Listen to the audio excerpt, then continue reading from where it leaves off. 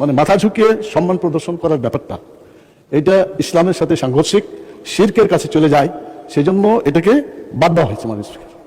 তো আমি মাঝে মাঝে খেয়াল করি, সুন্দরভাবে আপনি সালাম দেন, আমরাও সালাম দিই, জবাব দিই, কিন্তু পরবর্তী পর্যায়ে একটু দেখা যায় এরকম করে একটু ওই আগের ঝুঁকন্ডিটা এখনো আছে, আপনারও আছে, মাননীয় ডেপুটি স্পিকারও আছে।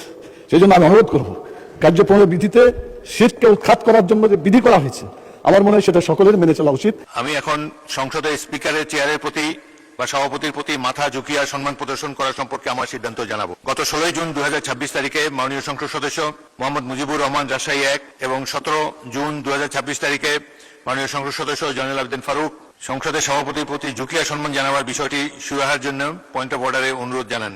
উক্ত বিধিটি 2006 সালে সংশোধন করে ঝুঁকিয়া শব্দটি বাদ দেওয়া হয়েছে। আমি পরীক্ষা করে দেখেছি, অষ্টম সংসদের কার্যপ্রণালী বিধি সম্পর্কিত স্থায়ী কমিটি 20 সেপ্টেম্বর 2026 তারিখে সংসদে একটি রিপোর্ট উপস্থাপন করে। রিপোর্টটি 26 সেপ্টেম্বর 2006 তারিখে সংসদে বিবেচিত ও গৃহীত হয়, যার মধ্যে 267(1) বিধির উক্ত সংশোধনীটি অন্তর্ভুক্ত ছিল। অতএব আমাদের কার্যপ্রণালী বিধির 267(1) বিধি হইতে ঝুঁকিয়া শব্দটি বাদ দেওয়া হয়েছে। সেই হেতু মাননীয় সদস্যবৃন্দ, আপনারা জাতীয় সংসদে যার যার ধর্মীয় রীতি অনুযায়ী স্পিকারের চেয়ারের প্রতি বা সভাপতির প্রতি সম্মান জানাবেন।